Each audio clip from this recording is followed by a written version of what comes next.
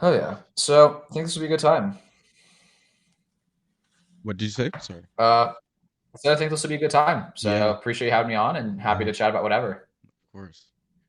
And I see I'm that hearing a you. little bit of an echo. I can maybe turn this down. I don't Oh, know is if it you're. on? There you go. Okay. Should be Is it good on now. my end? All right. Good. Yeah. Okay. Sounds good. All right. We'll just get it started. Cool. Hey, so welcome to Daily Dose Media, guys. We're gonna do another daily move. We got our great man here, Lewis Salman. Appreciate you coming through and giving us some of your time here to kind of educate and inform the audience on a couple of things. So you want to just tell us a little bit about yourself and how you got started? Yeah, appreciate it. Thanks for having me on, Shane. Looking forward to this. I could start in a lot of places in terms of where I got started, particularly. I graduated college in May of 2021. We're recording this in March of 2023. And coming out of school, I worked in crypto right away. I kind of wanted to I started out my career in May of 2021 is when I graduated college, and I wanted to work in the crypto industry because for a long time I had wanted to be an entrepreneur, and I kind of struggled with the problem of one, not having a ton of capital right off the bat, and two, not having any particularly good ideas I thought were viable enough to just start right away, even though I really wanted to. So I figured, what's the kind of the best place to go in the intermediary, meaning what will best prepare me for when I want to be an entrepreneur, right? How am I going to be surrounded by interesting people? And are you still there? But I thought that crypto would be one of the better places to start because one, the types of people that I met in crypto. So I kind of tested this hypothesis by going to a conference. I went to the Bitcoin conference in Miami in 2021. And that really validated for me that I thought the people in this industry were particularly interesting and particularly motivated and the types of people I wanted to surround myself with early in my career. And I've kind of studied a lot through podcasting and reading a lot of books, like different patterns of different people's career trajectories that were successful. And some common themes were one, being surrounded by really interesting people, being surrounded by hyper motivated people, being surrounded by hyper intelligent people, and being in a hyper growth industry. And that's why I chose crypto. And the philosophy was, eventually I will stumble into an idea or an opportunity, some situation or a skill set that will have a clear path for entrepreneurship. So although coming out of school, I didn't have any business ideas that I thought were worth my time. I knew that just doing something and keeping busy was better than, I have a whiteboard behind me, just sitting at home and looking at a whiteboard and saying, what should I do to make money? I was like, I'm just going to get out into the world and do things, and then I will eventually encounter opportunities. And so I worked in crypto for about a year and a half, and then developed a lot of skills. I was working in growth marketing for two different crypto companies, and Were you allowed to say one which and then the other. companies? Yeah, yeah, Okay. sure. So I worked for Bitcoin Magazine in Nashville, Tennessee. They're Okay. actually the organization that hosts the Bitcoin conference. And then shortly thereafter, I worked for Anthony Pompliano, the podcast host Pomp. I worked for his job board, Pomp Crypto Jobs, and then also for his online training program, the Pomp's Crypto Academy, Nice. and also briefly helped out with the recruiting division, which was proof of talent. So like headhunting and stuff. And I very quickly in both of those roles gravitated more so for technical work, basically marketing automation rather than, writing ads, running ads, writing emails, doing copywriting. I was like, let's do marketing automation. So let's get your data and analytics. Let's level that up. Let's get that really advanced. And let's create features that are kind of like marketing as features. And I realized that, from working with those two different marketing teams, that was a really big opportunity space just in general based on kind of the self-selection and the demographics and also just the macro trends, right? Where marketing in general tends to attract a lot of really creative people, which aren't always your most technical people. Yeah. So there's oftentimes a lot of opportunity hanging on the table to be that technical person in a marketing room. And I kind of leaned into that. So to buddy who have a good story, right? I had a buddy who kind of found himself in the same position, right? Also studied technical stuff in school, was also working in marketing, found the same kind of gap. And he had already started getting some clients on a freelance basis for basically doing tech consulting for marketing teams. And that was going pretty well. So he asked me if I wanted to join forces with him and run it up, as the kids say. And so I left working with Pomp in August of 2022 Okay. to run it up with him. And I've been doing that full time ever since. The company's called Orbit Metrics. And, technical consulting for marketing teams is the high level of what we do. I think I've heard of Orbit. So I've been putting our name out there. I've been putting my face around talking about it. I don't even know where I put it. I have a little jacket. I wear it all the time now. Just to can't stop, won't stop with the marketing. So yeah, yeah. Are you actually one of like the faces of that orbit, or like are you just one of the? I mean, there's quite a few companies called Orbit that have Yeah, Orbit thematically in their name, yeah. and so I'm not certainly familiar if you're referencing ours that you've heard of before or I not. see. Okay, I see. But for us, at present, it's the two of us on the executive team, and I'm pretty much the only one who does media Mm, with our name. okay, that's actually great, man. Yeah, so I see you're involved in a lot of different things, and with that shows the relationship building and stuff you've been able to do. So, what do you think about the importance of building relationships, and how has that positively or negatively impacted you on your journey currently? Yeah, I think a lot of people don't realize that. I'm not sure how crypto aware your audience is, Yeah, right? There's a they're metaphor in they're pretty crypto like tapped in. layer zero, right? Okay. Okay.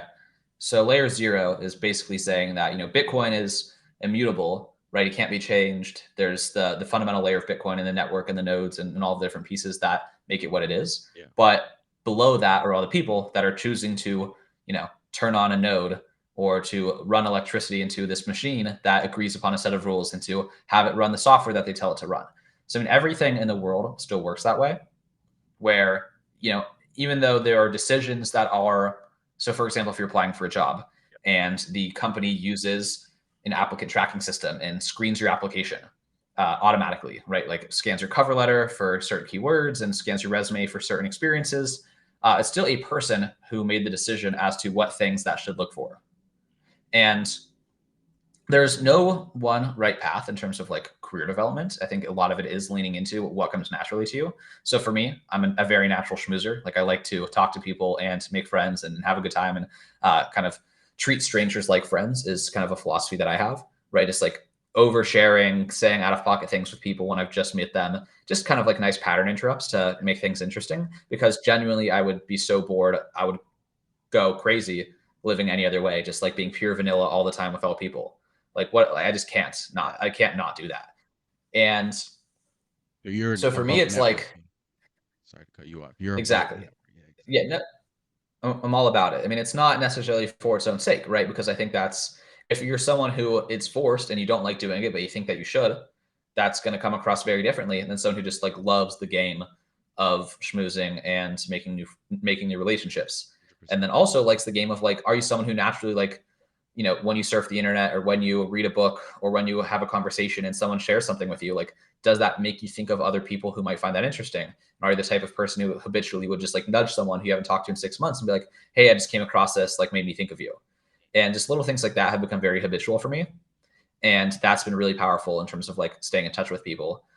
The other piece of it is as well just not fully automated, but when you have an email list or you have a social media profile and you're active when you're not a lurker, people can know what's going on in your life. People feel as if they know you well.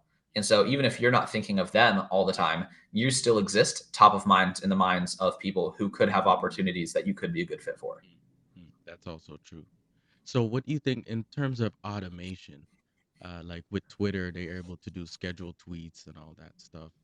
What do you think about how automation kind of pulls you back from building those relationships? Does that kind of take away from the relationship building because everything is just automated? So it's just information going out there, not really you're not really getting the feedback of the real like of the real person. So how do you feel about automation in terms of does it help your business grow or is it more of a hindrance? There's a lot of distinctions that could be made here that kind of dictate the answer I give. I think of automation in a very literal sense, meaning in almost in a systematic sense.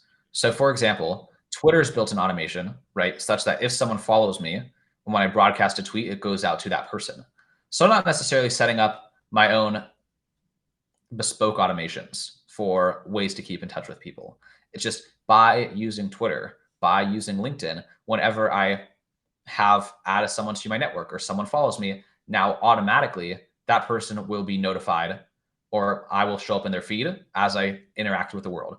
So I continue to do the same things that I do, but now someone else automatically has put me on their radar on a repeated basis. So it's less so like using a tool like Contact Bird, which says like, okay, let's find a list of prospects of people who might need the thing that I have or might be interested in the thing I want them to be interested in, and like send them a message automatically that says something like, hey, first name, saw that you're a person with X attributes I can discern about you based on how I built this list. Thought you'd like to know about XYZ. It's more so just like by using leveraged tools, the same things that you normally do continue to get amplified. And likewise, posting content, right? Not just on content in a social media perspective, but also in like a YouTube and podcasting perspective. Like I've already decided for the foreseeable future and for the past 3 years, right, that I publish a podcast roughly every single week. And I do that no matter what. But now because I put it on this platform called YouTube, when someone subscribes, now that automatically is going to put myself in front of that person in an hour format. I think the key to your question of personalization and actually value in the relationship is it's about deconstructing and unbundling the actual circumstances, dynamics of the interaction. So someone can spend, That's key. right? It's an asymmetry Mm. where someone spends the first hour of the conversation, their first hour of let's call it interacting with me in an automated way. They found my video on YouTube and they watched it for an hour, and then they decided to reach out to me and say something. So that person's entered the conversation, spending an hour of their time, feeling as if we've already talked for an hour because they've interacted with me for an hour, right? A representation of me, but for all intents and purposes, me, as far as they can tell, and as Exactly. far as anyone can tell, because it's like, what's the difference? But for me, it's like I only did that hour once, and it's continuously broadcasted. But then, of course, I am a real person. If they send me an email, hey, I love the podcast. I would love to have a discussion with you about the things we talked about. Are you free? And so then I get on that conversation and present a real live, not pre-recorded, not moments of time captured version of myself and engage as a real human. That's true. So it's just like a history of you that's there, and then once they're able to tap in with that, they can get more information on that same you, but just kind of a real perspective hitting you up in the It's DMs, replicas. talking. Yeah, It's like a FAQ or a wiki. yeah, It's like I don't need to tell the same story 100 times. yeah. You know what I mean? It's someone's gonna like get on here and like get on a business call with me and be like, "Why'd you start your company? What do you guys do?" It's like it's the same reason we have websites, Yeah. right? It's just more depth. It's like Hmm. spending some time with me because the website says, "Here's what we do. Here's who we worked with. Here's how much we charge.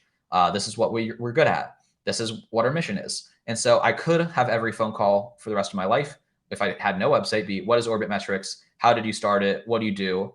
Or I could say, before getting on the phone with me, read my website. So it's just extending that to a more personal interaction. So it's like before interacting with me, also watch this 10-minute video. But it's not necessarily instructional. People just choose to do it based on consumption patterns on the internet. That's actually great.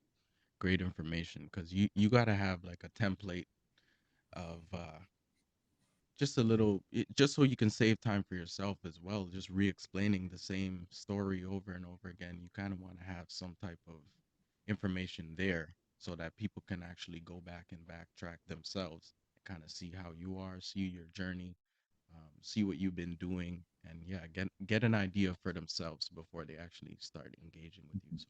So yeah, I think that's actually super key. um so for the next part, we just want to know, what are five or a couple inspirations that have helped you get where you are today? Yeah, I want to give credit to the most recent, I'd say mentor is not something in the sense that we've had an intimately personal relationship. He's just Yeah. someone that I've listened to very closely. He's very active on Twitter. His name's Cold Email Wizard. His real name is Daniel. And I think, you can have mentors just for like belief systems and philosophies and like character.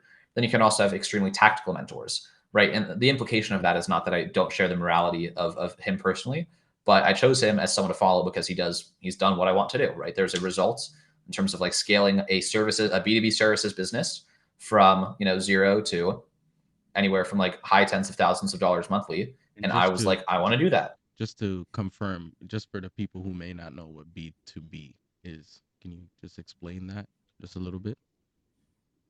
Yeah, yeah. So business to business, I basically work with other businesses to help them with things. Exactly. And there's all sorts of examples that could play out.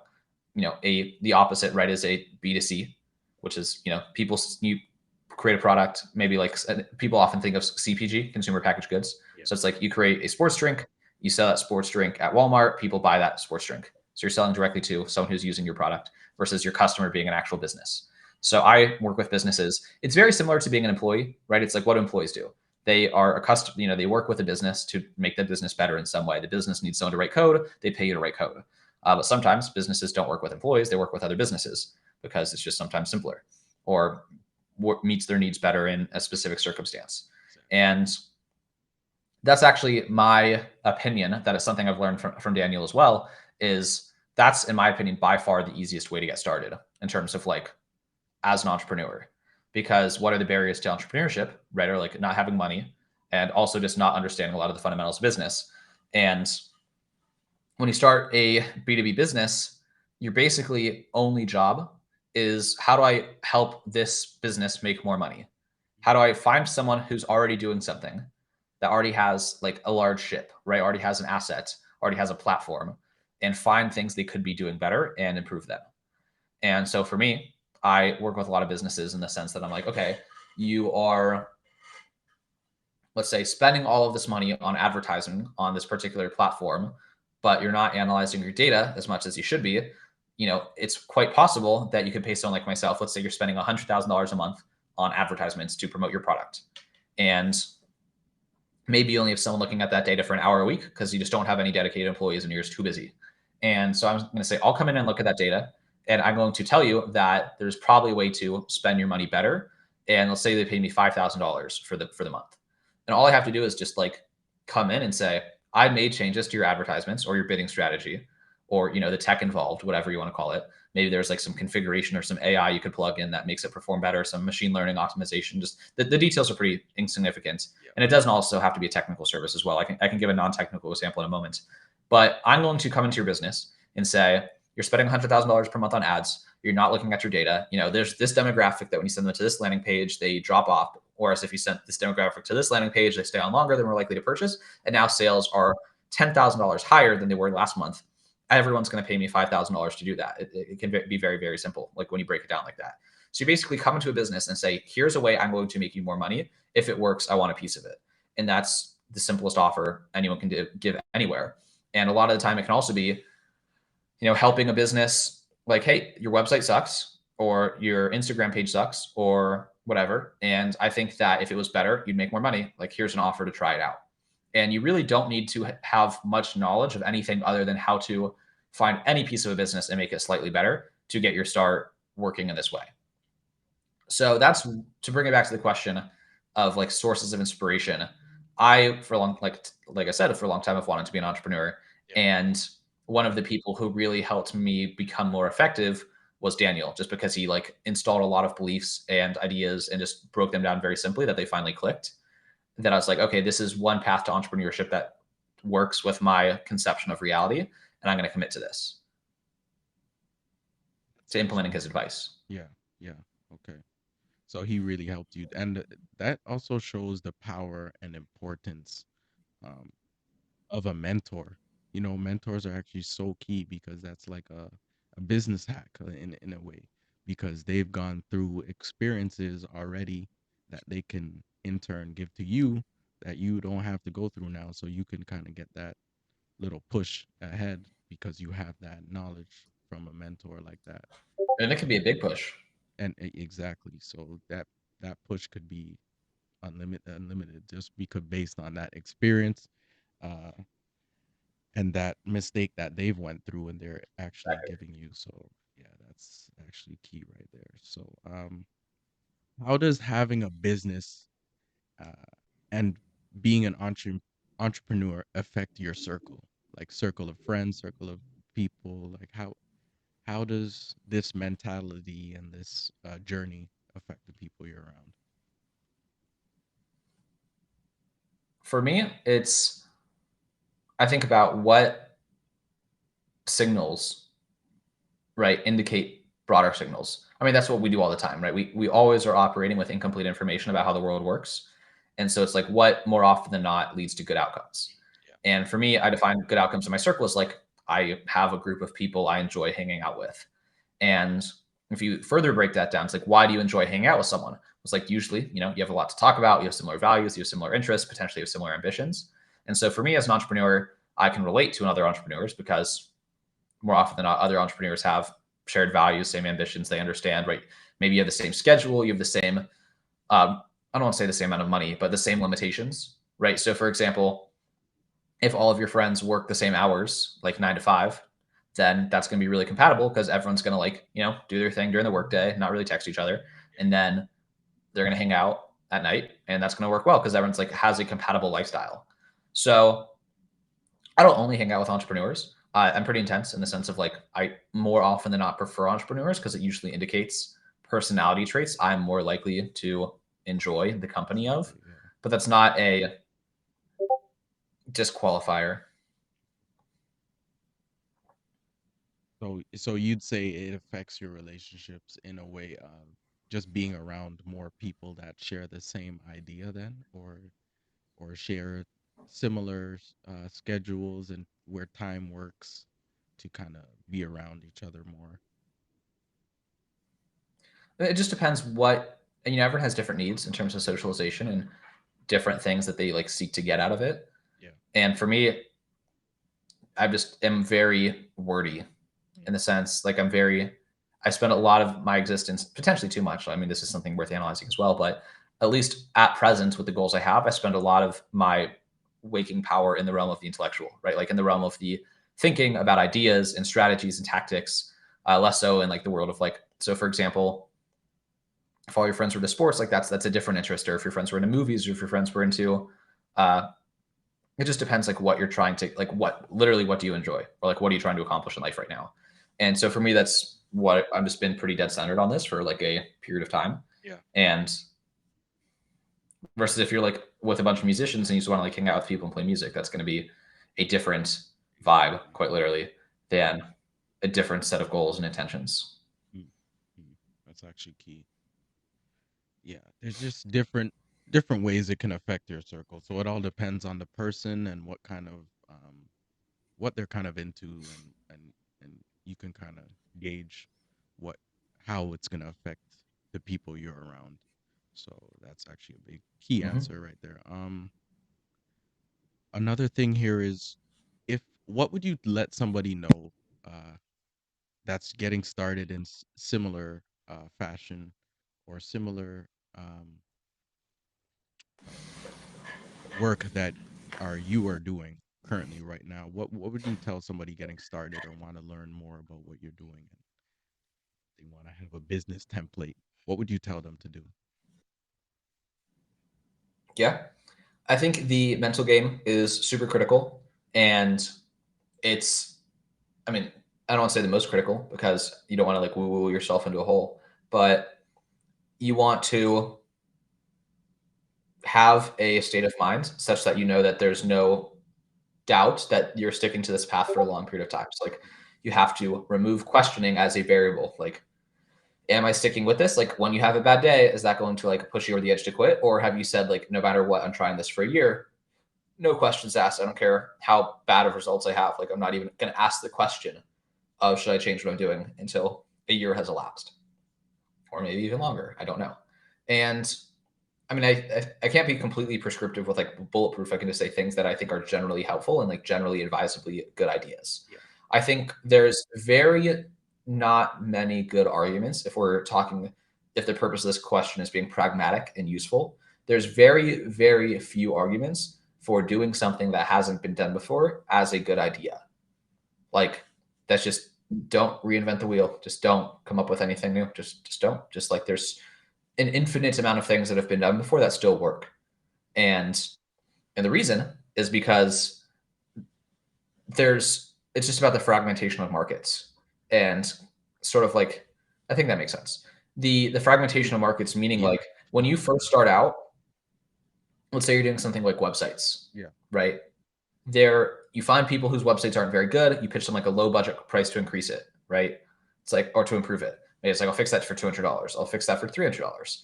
And very, very quickly, you're going to get good at that. And then you're going to start selling websites for $1,000 or $5,000 or $10,000 or $20,000. And so like very, very quickly, you would start turning down the jobs that you got at the beginning. So just like in every type of service, there's always that like low hanging fruit of just the cheap jobs that are only going to make sense for beginners, right? It's the same thing in like with like people talking about flipping houses in real estate.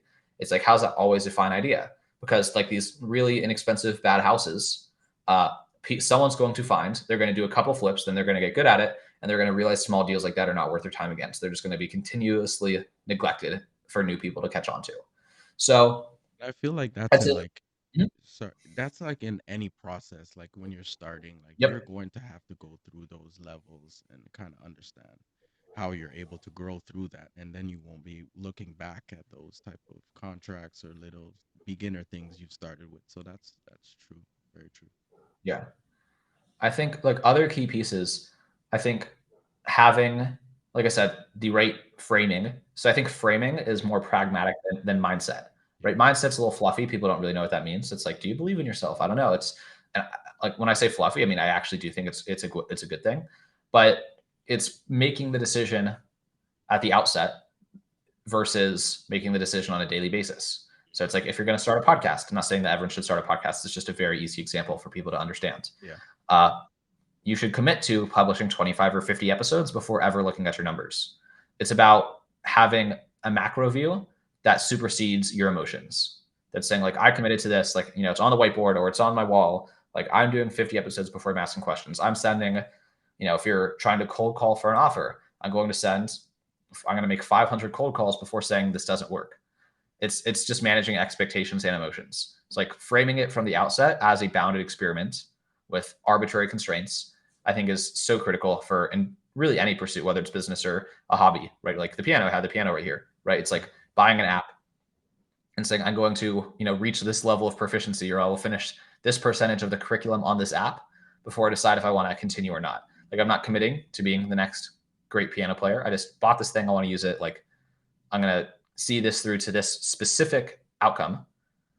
And then I can judge whether or not it's a good idea versus I'm going to download this app. I'm going to screw around for 10 minutes. This is hard and bored. Moving on.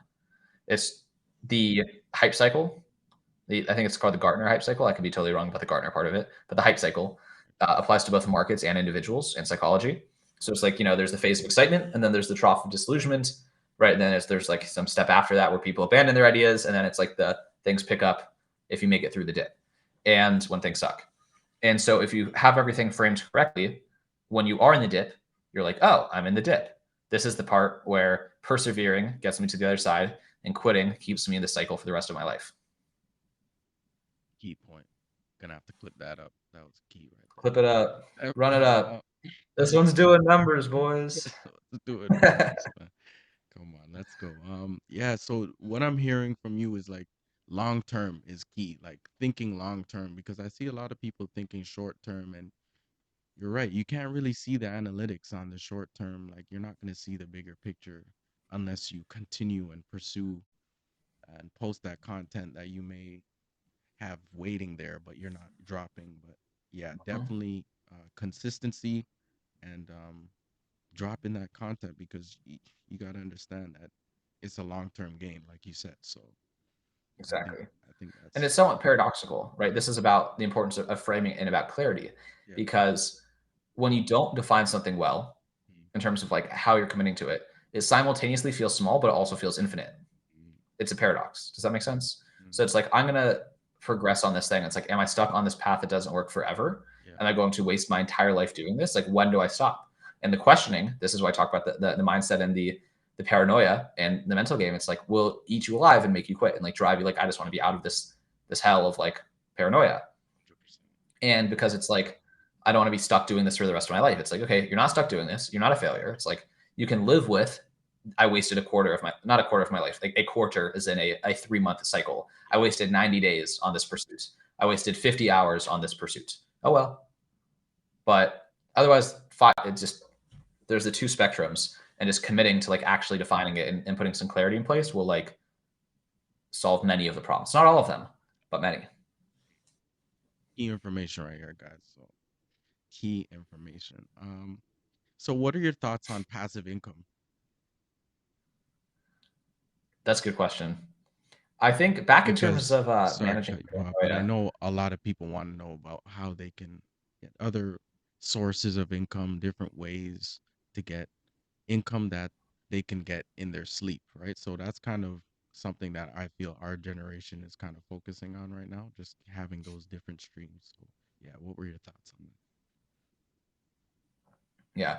I'm a bit of a stickler when it comes to words and like Mm, defining them, because if you don't define things, this comes back to what I was just saying before, right? When you don't define things well, problems happen. Ambiguity, and it just incomplete information. And so it's like being really specific about what passive means. Does passive mean like you truly never touch something ever again? Or does it, and like, there's it's a spectrum of how much effort is involved in making certain things happen. yeah, So I think I know this is a saying, right? If you don't make money in your sleep, you'll work until you die. That exactly. doesn't mean that you never have to touch things. Like, systems require some amount of maintenance. Yeah. It comes back to semi-automated, right? Leveraged, more leveraged than other things.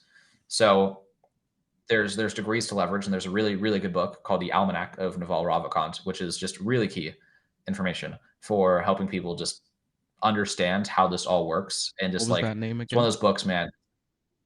The Almanac of Naval Ravikant Almanac. Okay. has a bit of a mouthful, but Almanac, like Poor Richard's Almanac, Ben Franklin, Farmer's Almanac, just the Almanac of Naval Ravikant, Naval, and it should come up if you just do that much.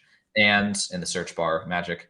The There's just, again, it's levels to the game, right? Yeah. And the game being like making money.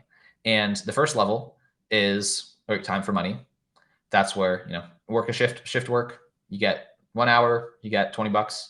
Do 2 hours, you get $40. You got to be there with your hands doing stuff. And there's a gradient thereafter, though, right? It's like you sell a product at the store. It's like Coca-Cola makes money every time someone purchases a product, theoretically, right? There's like probably more nuance. There's definitely more nuance to it than that.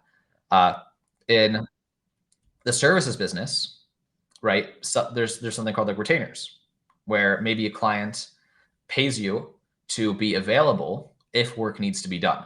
They pay you for the right to have access to your time some of the time, but some months they might not need much. Maybe they need only 2 hours, but they still pay you $1,000 retainer.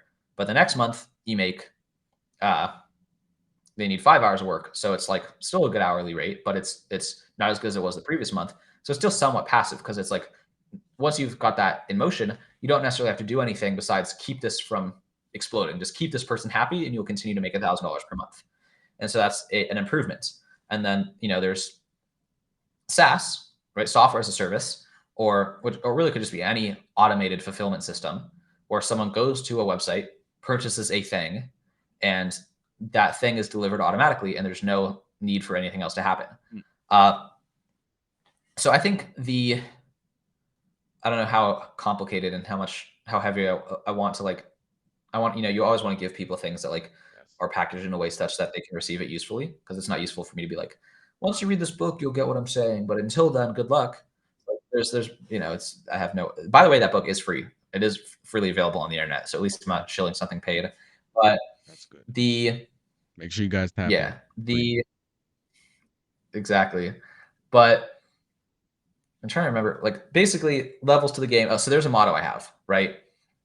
Which is like humbly, and I got this from the book. Maybe I added the word humbly to it on my own. I don't particularly care if it was my novel combination of the phrase, but accumulating leverage is my motto. Humbly accumulating leverage, which is just continuously adding ways to my toolkit where I can get more done in the world with the same or less amount of effort.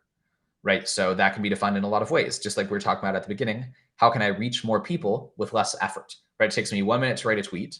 If I have 100 followers, when I press the button, it goes to 100 people. If I have a million followers, when I press the button, it goes to a million people. And so as I increase Twitter followers, there's more I can get done in the world. There's more exerting your will, exerting yourself into the universe in a more impactful way, right? If you're like, so that's one, is like audience and distribution is a lever, a form of leverage.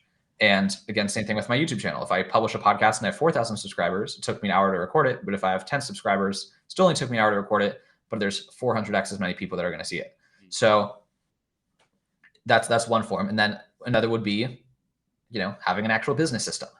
Uh, And I don't need to like go down all 4 types. It's in the book, and I don't want to just like turn this podcast into like re-explaining the book. So But this is good information. basically, you continuously, in my opinion, accrue different things. And then in terms of passive income, right? So like bring it back to an example there. It's like, so now you have capital, right? So say you have $1 million in your bank account and you buy an investment that yields a guaranteed 5% a year, right? So then you go to the bank or whatever institution, you put the $1 million, you exchange it for the investment that gives you 5% a year. So now you're getting, what's that, 50K a year automatically. That's now passive, if you will.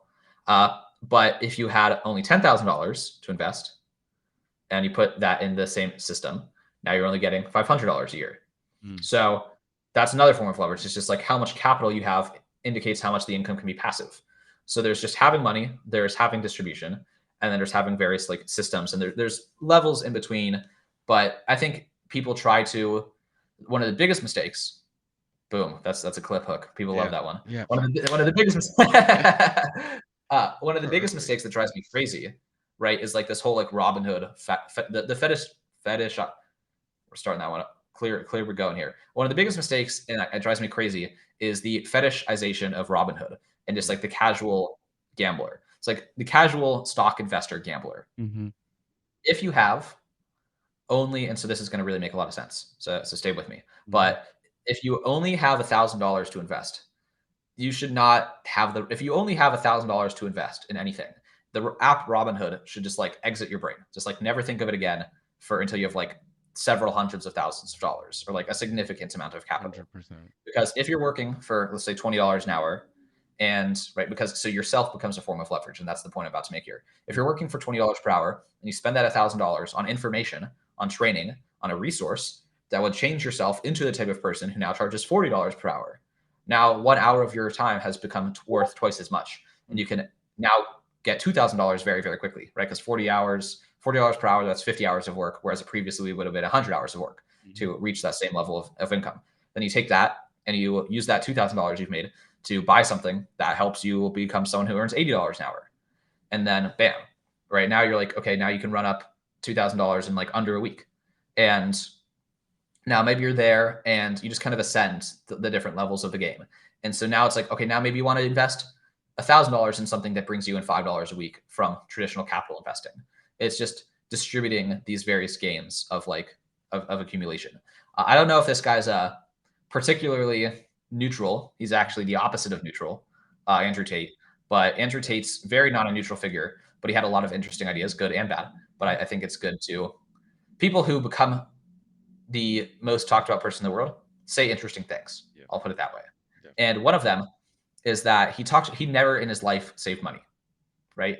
He's like, whenever money came in, he used it to find ways to make more money.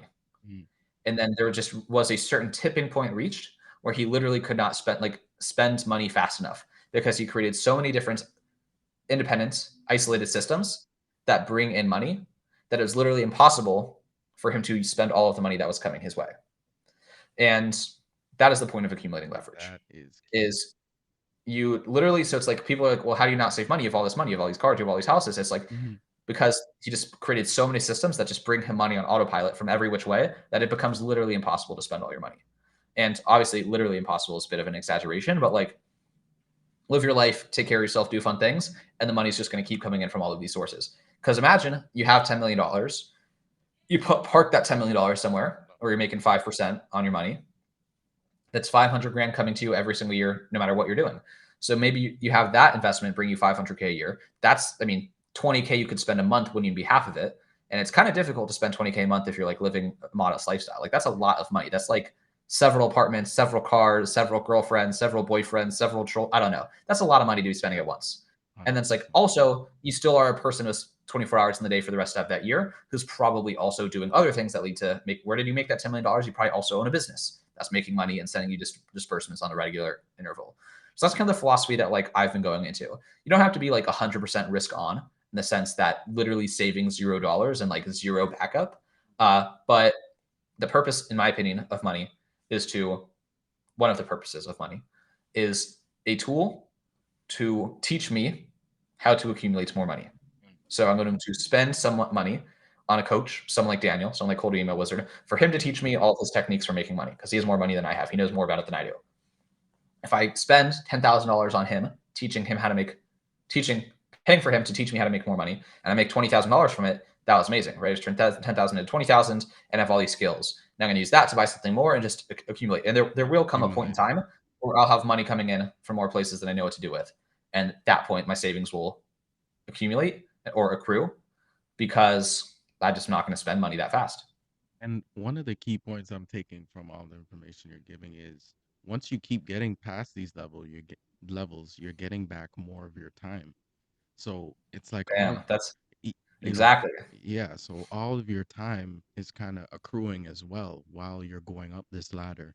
You're just getting more financial Exactly. freedom as you go, and it just allows you to expand, like you're saying, just go learn different information that is going to ultimately help you grow that passive income and savings. Exactly. So But a lot of people try to skip to the end, right? They yeah, say, okay, I got $1,000 in my bank account. I'm going to go into Robinhood and turn that into a retirement. It's like, no, the best investors in the world, not the best investors in the world, the top 1%, though, mhm, consider it a good year if they turn your $1,000 into $1,070. That's not that exciting, guys. It's like, that's best case scenario. yeah, and I think where that comes from is like all these things talking about turn 1,000 into 10,000 quick or 1,000 into 100,000, and people are just it's like Yep. clickbait, right? People really want to get some uh It's the short term thinking, man. yeah, the It's the short short term. term thinking. Yeah, And it's this is another one I'll shamelessly copy and I'll give credit for it. yeah, But it's the I'm sure you've heard this if you're an Alex Hormozy guy. The he calls it the everyone's talking about the S&P 500, right? Return 7% a year. yeah. That's what you buy in Robinhood, just VOO Vanguard Hmm. S&P 500 index, or you do the S&P 500, right? It's the most cliche thing, whatever. Feel a little cringy saying it, but like also who cares? It's the S&P. It's like you invest in yourself, S&P instead of S&P. That's the Hmm. pun, Hmm. and you turn $1,000 to make yourself the type of person who can earn $100 an hour. Hmm. Then you can make $1,000 in a day, Hmm. any day. Yeah, so I think people are looking at it a little backwards, but definitely with that type of information, you can kind of leverage yourself. What we're talking Mm-hmm. about. So SME, I like that. I'm gonna use that. What really got you um, into YouTube and Twitter, or you just using all these social media platforms to help leverage what you've got going on? What really got you into that? Was that just seeing everybody doing that, or was that one of the ways that you implemented in your plan to grow yourself? It was both, right? You want to see, but also understand. And there is a phenomenon, singular, one phenomenon I understood, which was, well, so really what I saw was I had a lot of people that I enjoyed following on the internet. I was like, wow, these people have their YouTube channel and their blog and their Twitter, and and it looks really fun. But whenever they launch a business, it seems like it just works right away. They just like launch it and like it just works, like Hmm. just Hmm. whatever. How do they do that? Because they already have distribution Hmm. and they already have a group of people interested in that thing. Hmm. So when they offer something related to the thing that they're known for, they can take any idea and turn it into a viable business overnight. And so that was like, whoa. I was like, that seems like a superpower. That would be really, really cool to have that ability. Hmm. And so one, I was like, okay, let's I like that. I like that. And also like as an intellectual person, like intellectual, not saying like I'm so smart, but intellectual in the sense of like I get a lot of joy and energy from learning and from like existing in the world of ideas. That's what I mean Hmm. by like as an intellectual. Yeah, I and I can tell you are an intellectual person, so that's very good. Thank you. But they I also like the hypothetically, I like the lifestyle that I see from those people because it Yeah. seems like what they do is just like learn about stuff and talk about stuff and like exist in the world of ideas all the time with other people who exist in the world of ideas and jam it out and have fun. I'm like, that seems like a fun way to exist and be financially rewarded. So that was one part. I'm like, that seems fun, right? Versus like working a job and seeing the people above me. And I'm like, that doesn't seem fun. You're a manager in this facility. No one here is really happy. That's not something that I'm motivated by. So it's like seeing yourself in the shoes of the people there as being a fun set of shoes to be in. And then in addition to that, the additional phenomenon was the understanding of compounding. And So key. once that clicked, once that clicked, I was like, whoa. Because basically everything you've ever done makes everything you've ever done more and more useful. right? This comes back to the leverage. It's all there's not that many ideas I'm saying here. It's like leverage, accumulate leverage, and then it's just like understanding different components and different techniques and different ways that can be chopped up into different pieces and like different components. But with a podcast or a YouTube channel or a Twitter account, you create a body of content. So I have, let's say, 100 episodes on my channel. Someone now discovers me and sees 100 other episodes from me, right? But now that's like that they've seen another episode, they're more likely to go watch another episode and they're more likely to share another episode. And it's just an explanation of like snowballing. I mean, it's just compounding. It's just a Cycle. mathematical phenomenon. And it just like goes crazy once it kicks up. Mm. And I'm not fully there yet, but it's coming. I feel it coming. Mm. It's like, because, so for example, I had a clip the other day, I get 1 million views on YouTube, 1.2 million views in like Yeah, I the span of actually 3. just seen you post that. Yeah, it's like no, 2 point something you have in total, right? 2.2 Yeah, or it was something. nuts. Yeah. Yeah. And Shorts. so what, like, Shorts, man, not sleeping on them, but also this is like sidebar, marketing strategies changed over time. Yeah. It just 100%. is a moment in time where this is a good one for now until it is no longer a good one. Mm. But basically, so I posted this clip of Barbara Corcoran and it got 1.5 million views in like 3 weeks. But what does YouTube do with your content? Someone finishes a video and it suggests other videos. Who's it likely to suggest, right? More often, it's going to give extra weight to someone from that same channel. So now I've given 1 million extra shots on goal, 1 million extra impressions for all of my pre-existing body of work. Like even back to episode 2, you know what I mean? So what I did then still remains to be useful because maybe episode 2 I talk about something and there's a keyword, and YouTube with the AI knows that like if someone like this clip with Barbara Corcoran because they talk about getting fired, they're gonna like this clip where I interview this person where she tells the story of getting fired and she actually knows Barbara Corcoran. So like it's going to continue to make all of my old content surface. So all of the work that I did years ago continues to do work for me. And Goes that back just to the amplifies. passive. Exactly. But it's not passive income in the sense of like, I'm not making much money from it yet. Exactly. But who's to say I'm not going to be one day? And then when I am, and to be fair, full transparency, I have made money from the podcast in a number of ways. Not like life-changing sums of money, but the podcast has led to relationships that have helped me get jobs, which is a very indirect form, right? So it's like if I got a job that I would not have otherwise probably been considered for because of the podcast, is that a form of like passive income, right? I don't know. But it's definitely an improved income from what I would have had I not been doing that thing. And there are clients that I've had because of relationships that I've had because of the podcast. But I've not had like CPM, right? Someone paying us for like $100 because they expect the episode to get 100 views and whatever else. So it's got to do stuff that compounds. I mean, honestly, I think one point I want to make really clear to people is most of these ideas aren't my own. They're just, this is another thing that Alex Hormozy says, right? It's like, there's no secret that like rich, successful people have that they're keeping from the world. The secret is that they actually just believe it. They just like, and that's not woo-woo. That's not like, oh, they believe in themselves, which it makes a critical difference. I cannot say how critical of a difference it actually makes, but just like some people read books and take them seriously and say, you know what, I'm just going to act as if this is true. Like I don't have evidence, I don't have life experience to like support the fact that what the Almanac of Noel Ravikant says is going to work for me. But like, I'm just going to believe that like seems believable. And I'm just going to like, obviously don't want to like fall for some book that doesn't describe reality accurately, but this book does. It just does. You read it, you think about it, and you're like, it's that simple. This is it. It's going to work. And you just do it for a long time. And so like for me, all of these ideas I'm sharing on this podcast are not things I like invented or discovered or like intellectualized. I just like found them from someone and he's like, you know what? Seems like that person actually is living the lifestyle they say that they're living. Seems like that person actually has the amount of money that they say that they have. And it seems like the way that they got there was actually by doing the things that they said that they did.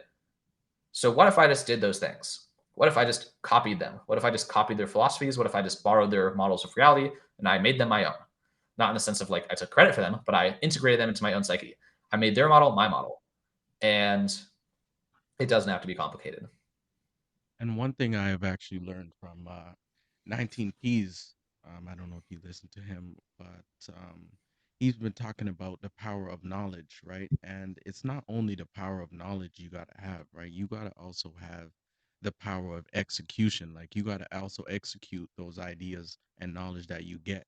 Like what you said with the book, you executed on the exact instruction and exact information you heard so that you can get those exact results.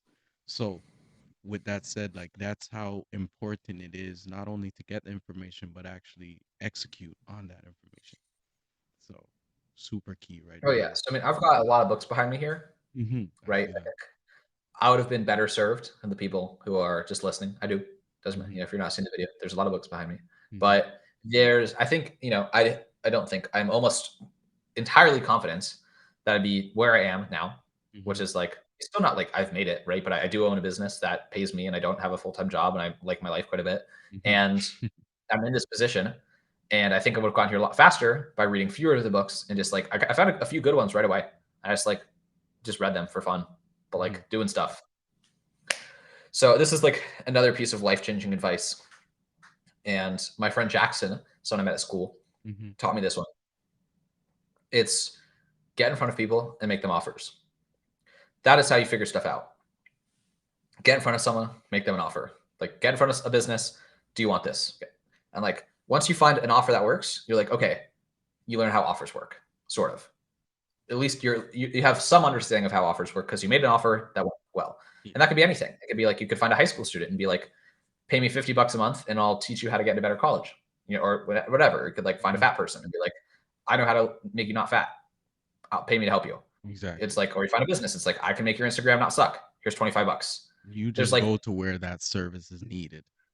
exactly. And just get in Yeah. front of people and make them offers Mm, and just like do that like all the time. mm, And so I took way too long to get in front of people and make them offers. I was like, I mhm, need to read more books before I get in front of people and make them offers. mm, But the key is just to get in front of people and make them offers. It's mm. like, hey, I have a podcast. Do you want to come on it?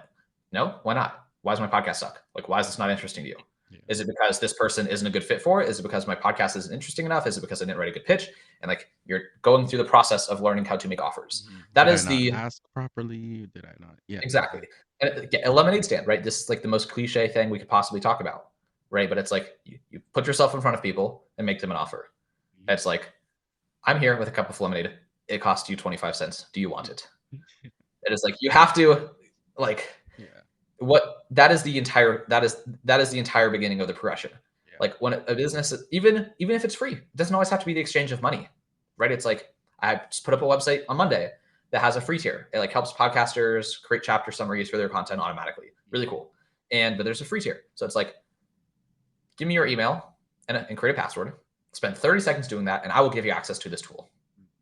Like that is an offer. I got in front of people, made them an offer. Like I don't. That was one of the most critical things for me. Is just like that is when you learn business. Is when you get in front of people and make them offers. Shout out Jackson. It just no more. You go to a freaking yoga class, and we're like, this is what Jackson does. He teaches yoga and stuff. It's like, hey, I want to do mindfulness coaching. If any of you want private lessons, let me know. You're in front of people making an offer. Like as just do that. I mean, it is impossible to probably do that 1,000 times unless your goal is to prove me wrong. If that is your Mhm. only stubborn goal to prove me wrong, Yeah. any other goal is like if you get in front of 1,000 people and make 1,000 different offers, someone is going to say yes to you doing something, and then you just like continue to improve that such that it is a amount of money and an amount of effort and fulfillment of the offer Mhm. that makes your life better than it was without doing that. Mhm.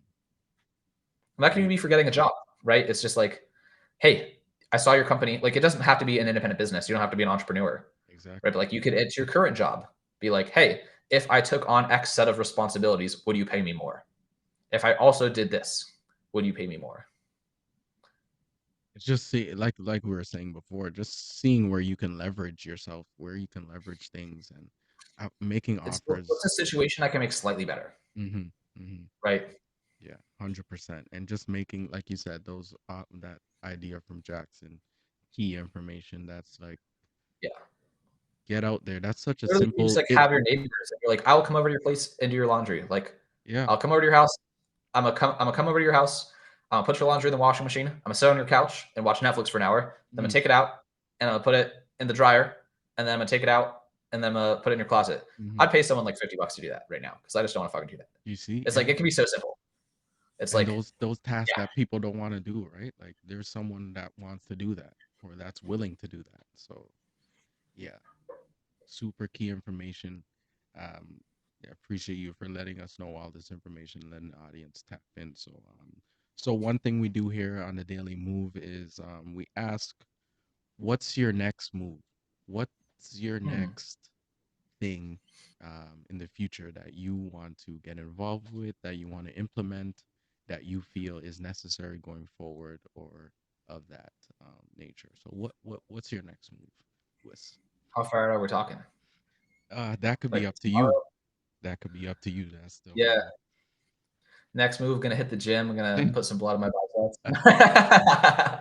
uh, I Yeah. think that I want to cement the foundation of the business that I currently have, Mm, right? So it's like things are good right now, and I believe that they will continue to go well, but I want some redundancy. I want a couple bad things. I want some really bad things to be, I want to, whether if a lot of bad things happen, I don't have to adjust the course of my life dramatically, right? Some redundancy.